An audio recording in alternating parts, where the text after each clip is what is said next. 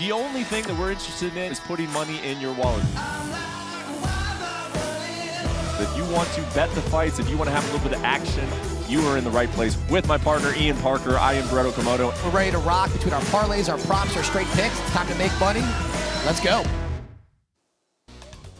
Following the madness of UFC 300 last month, the UFC's pay-per-view schedule rolls on in Rio de Janeiro with UFC 301, a main event flyweight title fight between Alexandre Pantoja and Steve Erceg. And as always, we are here to talk about it from a gambling perspective. Hello, everybody. I am Brett Okamoto alongside a very giant, almost creepily giant version of Ian Parker. But I guess when you got that much knowledge, that the size is very fitting. Ian, how are you doing? What are you thinking about UFC 301? And before we get into that, let's take a look back at UFC Fight Night. How did we do at the window?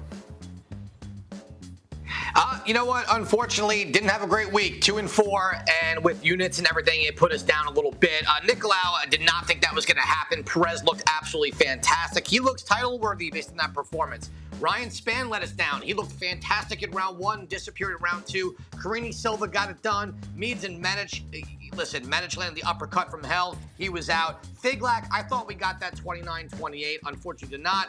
We did hit Mays and Machado over 2.5 rounds. Parlay, we missed by 1. And Pierce by decision, it went the other way. So onwards and upwards, let's have a bounce back this week. When I've had bad weeks, I usually bounce back in a good way.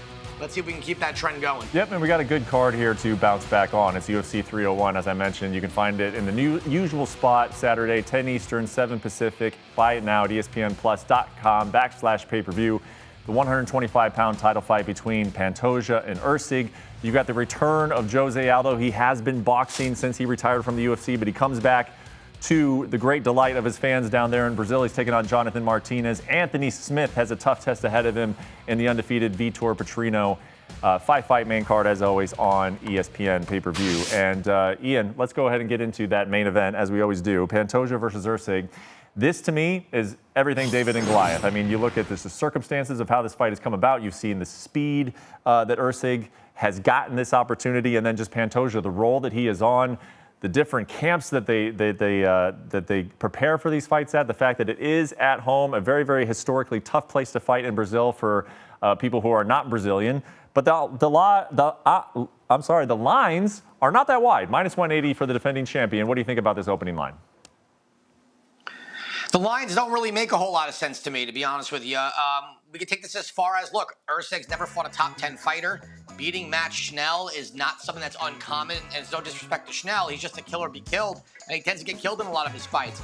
It doesn't take away, though, from how skilled Erceg is. We've taken him almost every single time on this show. He's got a high ceiling. He's got good grappling. He's got great knockout power, but he doesn't have the experience. I thought this line was going to be -250 to 280 Pantoja. We were going to get a +300 line Erceg, which then I say, hey, take a shot in the dog. But let's look really head-to-head here. Where is Erceg better than Pantoja? I don't think anywhere other than being a technical striker. Pantoja's got a great chin, great durability, unreal gas tank.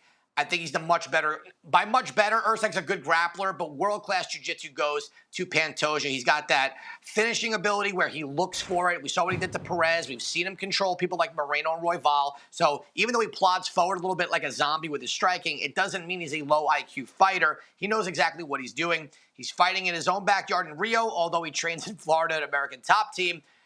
The level of competition, though, is different. Pantoja has fought the best of the best. Erceg has not even fought top 10, not been in a 5-round main event for the UFC. I'm going with Pantoja, and still, I am shocked the line is only -180 here. Yeah, man, and I'm going to put you in a tough place, Ian, because that's what we do on this show, right? We're going to give picks out, and we got to have locked-in reasons for doing so, right? And so I guess what I want to ask you about this is, what could we possibly be missing? Because I can come up with a lot of different reasons why this line should be wider than it is. I mean, just the small amount of time that Erceg has spent in the UFC, the fact that, as you mentioned, I mean, Pantoja has been fighting a UFC caliber level of opponent for longer than Steve Erceg has been fighting professionally, period. So what could we possibly be missing? Because I really did think that this line would be well over -200. Where do you think it should be?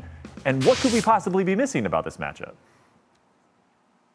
Well, you know what? Originally when this line came out, I believe Erceg was +210. And I think a lot of people were like, you know what?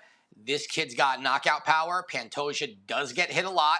And they're willing to kind of take the underdog in that situation. There's a big difference when the line comes out to where it finally sits right before time of fight. When I submitted my picks for our show, I believe Pantoja was minus 185. So there are still people that are putting money on Erceg. I think what we're missing, I guess, is literally that Pantoja will come forward, he'll throw wild hooks, and people believe that Erceg has the ability to knock him out, which it's MMA. But if you look at Erceg's fight 2 fights ago against Alexandre Costa, who's fighting on this card, that first round went to Costa. Costa landed. Costa took him down. I don't see how Pantoja can't do the same.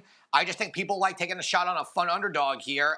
Just for me, is not wide enough to do so. Yeah, it's going to be interesting to see what the public does for this because obviously they usually love the underdog. But Steve Erceg, they also call him Steve Carell's son, so he doesn't look too intimidating against the defending champion. So we'll have to see what the casual bettors do. Let's talk about the King of Rio, Jose Aldo. He comes back to take on Jonathan Martinez. He said that originally the UFC was talking about a fight between he and Dominic Cruz. Instead, it's Jonathan Martinez, who is obviously getting the biggest opportunity of his career. Now, that comes with some difficult things like fighting in Brazil and taking on a guy who presumably is somebody you looked up to in the fighting world because everybody looks up to him, and Jose Aldo. Minus 140 favorite for Jonathan Martinez. How do you see this fight going, and do you see any value on either one of these sides? You know what? This is a weird one for me because I just don't understand Jose Aldo coming back. There's one fight left on his contract. But for Jonathan Martinez, this is a huge opportunity to get arguably one of the best 45ers in the history of the sport as a win on his resume and then catapult him up the rankings. Coming off that win over Yanez, he's on a 6-fight win streak. He's young, he's hungry, he keeps getting better. His team talks about him like he's the next champ. This kid is actually a really good wrestler, and his striking has come so far along. The kicks are there. He fights very, very intelligent. He's got good defense here. And against Aldo, listen, they're going to go leg kick for leg kick. The takedowns of Martinez might be there, but Aldo's got great defense. I just don't like that Aldo's been away, his age. And when people keep talking about him boxing, guys, he boxed against Jeremy Stephens, who's an MMA fighter. So it's not like he's out there, fighting real boxers. So I don't really look at the boxing career all seriously. For me, I got to go Martinez at this number. The number's not high enough for Aldo. I don't understand him coming back.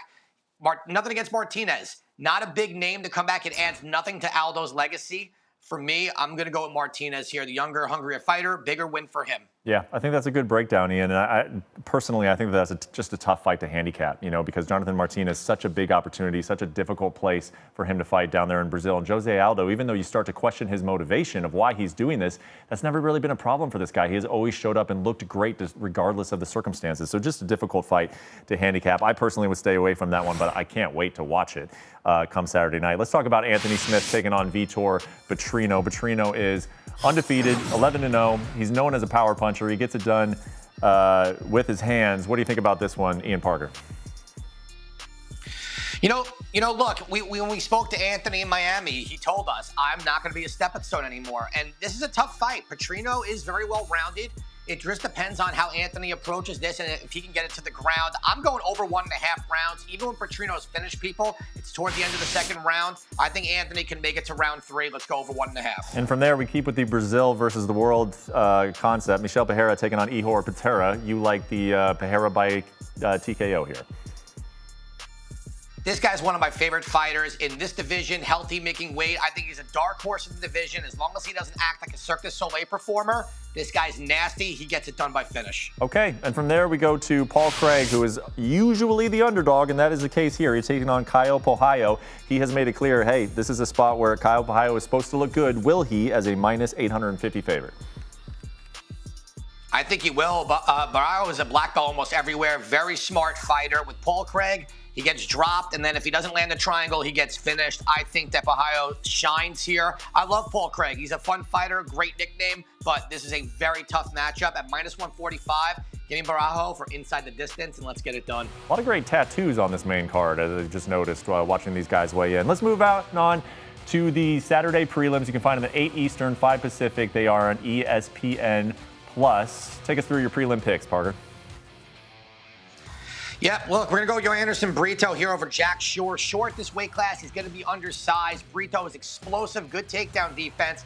As long as he doesn't get put on his back, although we saw it against JSP, he was able to come back and win.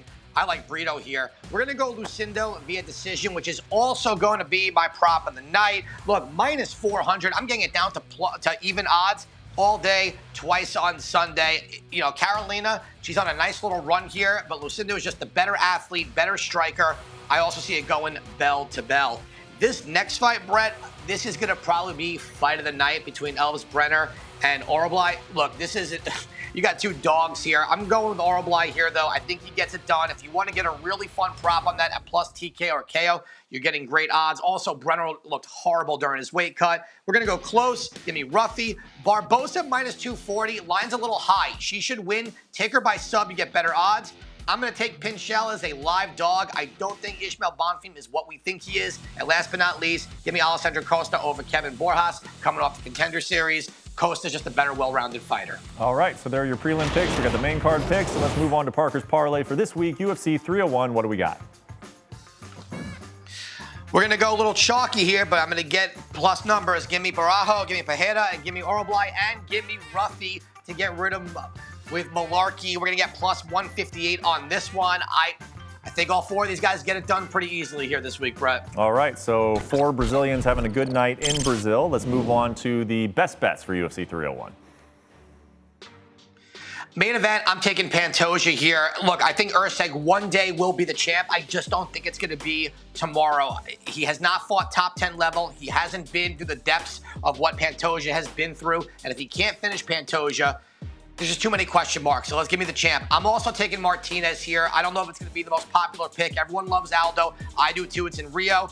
I think the UFC brought him because they needed a selling name to get this card to sell. On top of that, Martinez is young, hungry. I think he matches Aldo everywhere here. Give me Smith Petrino over 1.5 rounds. Brito, Ruffy at minus 210. You know I don't love going above that minus 200 number, but I think he's going to get it done with ease over Malarkey. And last but not least, the first fight of the card, I'm taking Alexandre Costa over Borjas. Borjas is a very good boxer, very tough, but Costa is well-rounded, can take this fight to the floor and get it there. That's going to be the best bets for the week. All right, there you go. 6 picks, 6 best bets for this weekend. And now we'll follow it up with the long shot parlay, which this weekend is our boosted parlay. We have had the boosted parlay in the past, but never the boosted long shot parlay. I love this. You get it increased odds at ESPN BET. So download the ESPN BET app. You can find Ian Parker's long shot parlay, and you actually get even better odds than you normally would. So go ahead and explain to us what we're going for the long shot parlay this weekend.